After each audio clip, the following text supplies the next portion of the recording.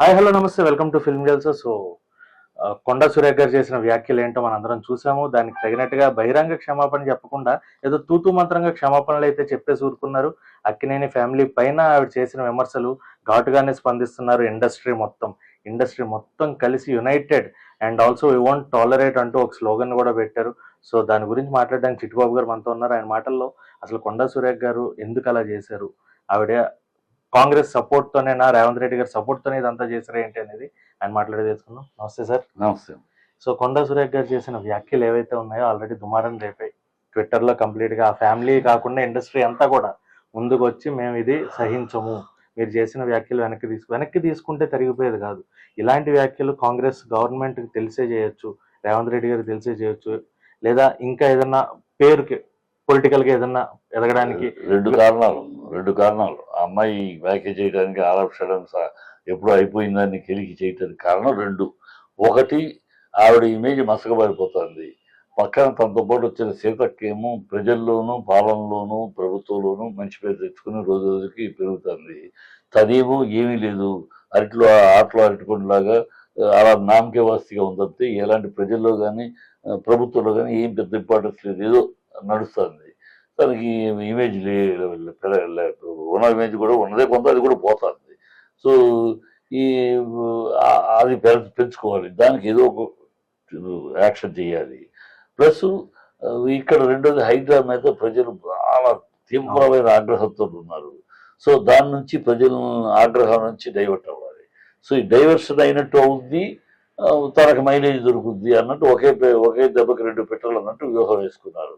అది రేవంత్ రెడ్డి యొక్క బ్యాక్గ్రౌండ్ సలహా కూడా ఉండొచ్చు. ఎందుకు ఆ మాట అంటే ఇంతవరకు రేవంత్ రెడ్డి దాని మీద స్పందించారు. తన రాష్ట్రంలో ఇలాంటి తన మంత్రి ఇలాంటి చేసి రాష్ట్రం అంతా ఆ విషయం మీద ఇంతగా మాట్లాడుతూ తను ఇంతవరకు స్పందించారు. సో తన వ్యూహం వెనకాల ఉంది. సో వ్యూహం ఉందని దీన్ని బట్టి అర్థం అవుతారు. తన వెనకాల ఉండబడి రెండు రకాల పడికి వస్తే రెండు రివర్స్ అయింది.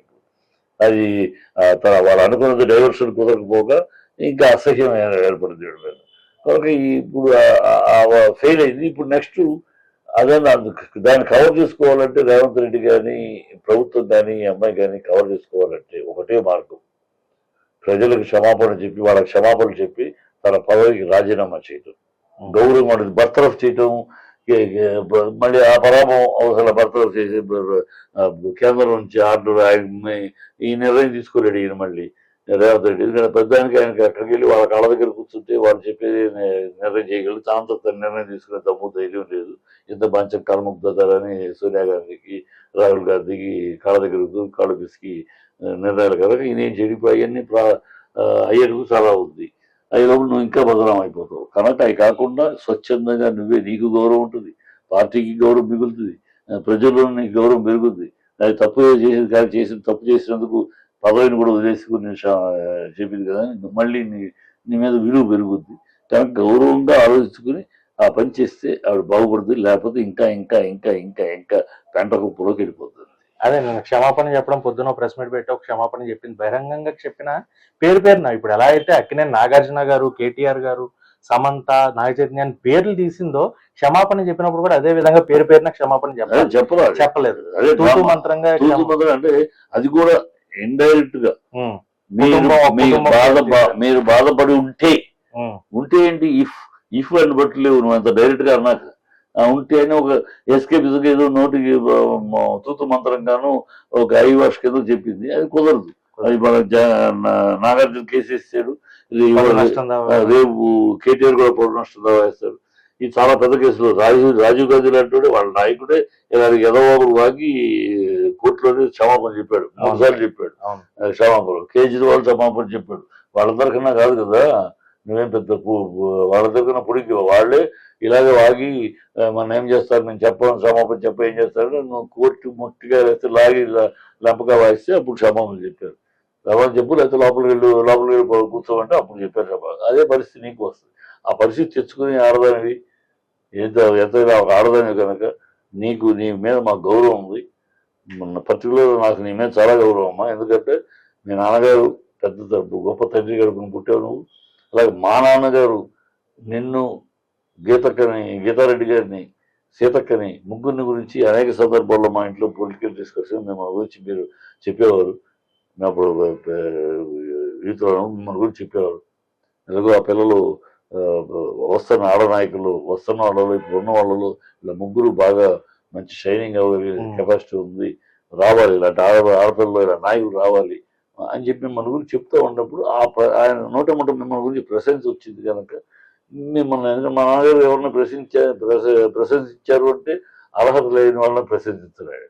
మొహమ్మద్ అలాంటి మనిషి అందరికీ తెలుసు. కానీ ఆయన ప్రశంసించారు అనగానే నీ మీద నాకు విలువ.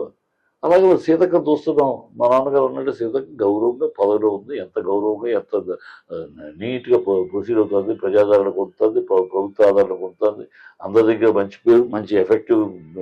నువ్వేమో అదే మహిళవి, నువ్వేమో నీకు వచ్చిన అవకాశాన్ని, వచ్చిన స్థానాన్ని అవమానపరుస్తూ, కించపరుస్తూ, భాషా జ్ఞానం లేకుండా అసహ్యమైన మాటలు, చీప్ మాటలు, చిల్లర మాటలు, రోడ్ సైడ్ మాటలు, బాకీతోటి మాటలు మాట్లాడుతున్నాను.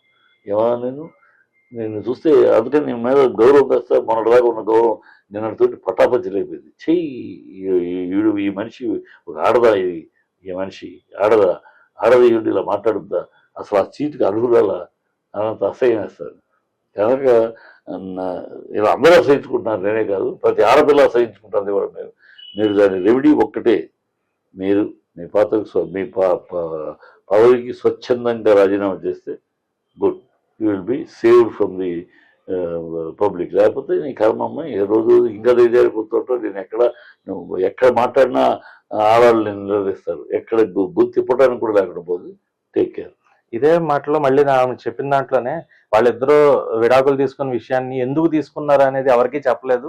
ఎవరికి ఎందుకు చెప్తారు? కుటుంబాలకు చెప్పాలి కదా. ఇది అసలు ఎవరు కొన్ని 100 మంది తీసుకున్నారు, ప్రతి ఒక్కళ్ళు అడిగి తీసుకుంటున్నారా? ఎవరికి ఎందుకు చెప్పాలని అసలు వాళ్ళ పర్సనల్ మ్యాటర్ అది. ఎవరికి ఎందుకు చెప్పాలి? మీకేం అవసరం? వాళ్ళ పెళ్లికి మీరు మీరందరూ కలిసి వాళ్ళు పెళ్లి చేశారా? విడిపోయినప్పుడు మాకు చెప్పలేదు, పెళ్లి ఎప్పుడు అని మీకు ఎందుకు చెప్పాలని? పర్సనల్ మ్యాటర్ మీకు ఎందుకు? అది అలా మీ పర్సనల్ మ్యాటర్ కెరిగితే అనుకుంటే నిన్నగా ఒక వీడియో వచ్చింది.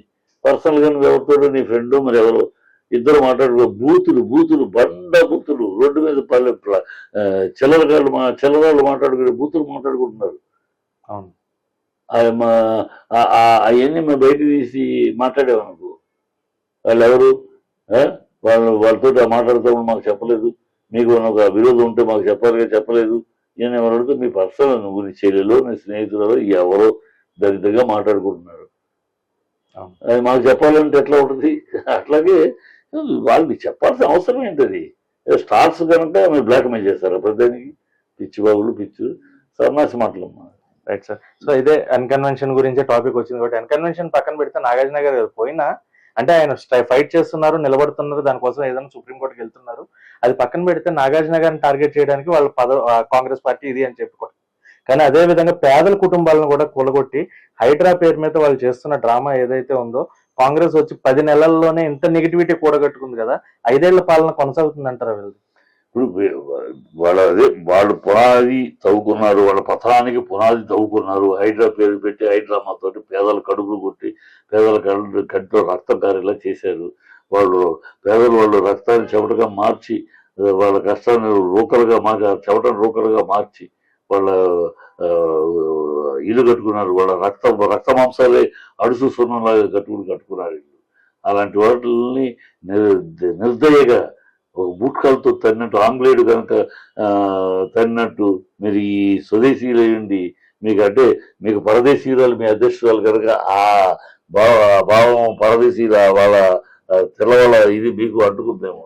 అలా కర్కశంగా పేదలు వాళ్ళ గురించి కనీసం ఒక్క క్షణం ఏం చేయాలి, వీళ్ళు ఇది తప్పే చేస్తారు కానీ ఏం చేయాలి, వాళ్ళకి పురావస్థ కల్పించాలి, వాళ్ళ బ్యాంకు లోన్ల గురించి హామీ ఇచ్చి బ్యాంకుకి మీరు హామీ ఇవ్వాలి, ఆ తర్వాత ఇల్లు ఇచ్చేసేసి 6 నెలల్లో ఖాళీ చేయాలి, ఇల్లు వాళ్ళకి అలాట్ చేసేసి అరగంటలో ఖాళీ చేయమని చేస్తారండి వాళ్ళు. వాళ్ళే కాదనే వాళ్ళు కాదు, అంగబలం అర్ధబలం ఉన్నవాళ్ళు కాదు. ఇందులోనే సార్ మనకు చిన్నదిగా ఏంటంటే, మొన్న ఒక చిన్న పాప వీడియో చూసా, నా పుస్తకాలు ఉండిపోయే లోపల తెచ్చుకుంటాను అని అడిగినా కూడా దయ చూపించని కర్కశం అది. అందుకనే వాడు చెప్తానే, ఆ పేదల శోకం ఘోర శాపం ఆరిపోబోనే అగ్నిగణం, ఇది గుర్తుపెట్టుకోవాలి కాంగ్రెస్ ప్రభుత్వం, రేవంత్ రెడ్డి. వాళ్ళ కంట్లో కన్నీటి చుక్క కాదు, వాళ్ళ రక్తపు చుక్కది, కళ్ళ నుంచి రక్తపు కన్నీరు కరుస్తున్నారు వాళ్ళు.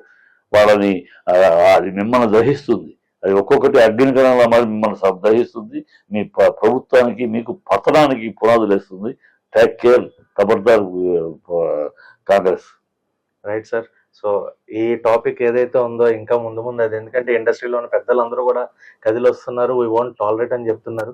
సో ఆవిడ స్వచ్ఛందంగా రాజీనామా చేస్తారా, లేదంటే కాంగ్రెస్ నుంచి ఆవిడ పదవి నుంచి మీరు కూడా, నేను మీడియా తరఫున కూడా కోరుతున్నా, మీరందరూ కూడా ఆవిడని స్వచ్ఛందంగా రాజీనామా చేయమని. కాబట్టి అలా చెప్పడం వల్ల మీరు ఆవిడని కాపాడతారు, పార్టీని కూడా కాపాడిన వాళ్ళు అవుతారు. పార్టీకి కూడా, కాంగ్రెస్ కూడా పరువు దక్కుతుంది. లేకపోతే పరువు మంట కలిసిపోతే ఆ మంటలో మాడి మసైపోతారు. #రిజైన్ సురేఖ కొండ అనేది ట్రెండ్ అవుతుంది, అది కూడా జరుగుతుంది. సో ఆవిడన్నా స్వచ్ఛందంగా రావాలి, లేదంటే పార్టీ అన్నా చేయాలి. సో ఇదే టాపిక్ మళ్ళీ ఏం జరిగింది, వాళ్ళ పార్టీ నుంచి ఏమన్నా వచ్చింది అనేది ఇంకొక దాంతో మళ్ళీ మనం కలుగుతాం sir. Thank you so much. Okay.